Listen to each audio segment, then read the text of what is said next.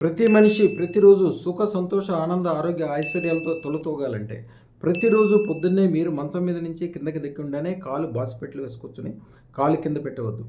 పెట్టుకొని 11 సార్లు నేను చెప్పిన మంత్రాన్ని, మీ గురు మంత్రాన్ని చదువుకోవాలి.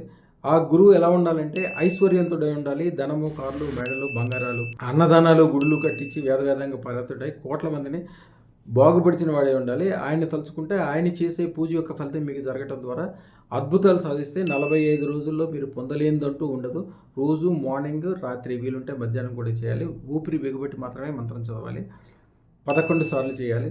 మంత్రం ఓం నమో ఐం హ్రీం శ్రీం మహర్షి రమణయోగి అదృష్ట సర్వైశ్వర్య విజయం దేహి ప్రైచ స్వాహ 11 సార్లు ఊపిరి బిగబట్టి చదవాలి. నేల మీద కాళ్ళు పెట్టకుండా చూసుకోవాలి.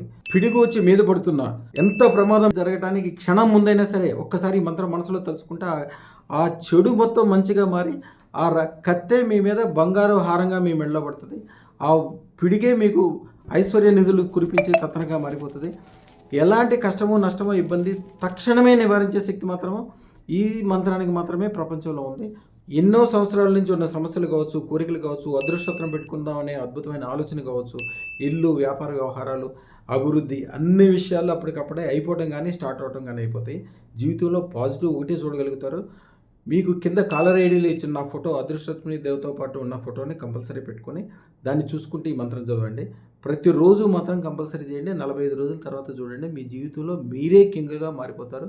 శుభం భూయాత్, శుభం భూయాత్, శుభం భూయాత్. అదృష్టానికి, ఐశ్వర్యానికి ఆహ్వానం కలిగేది అదృష్టత్వం. దరిద్రాన్ని దూరం చేసేది అదృష్టత్వం. తప్పకుండా ధరించండి.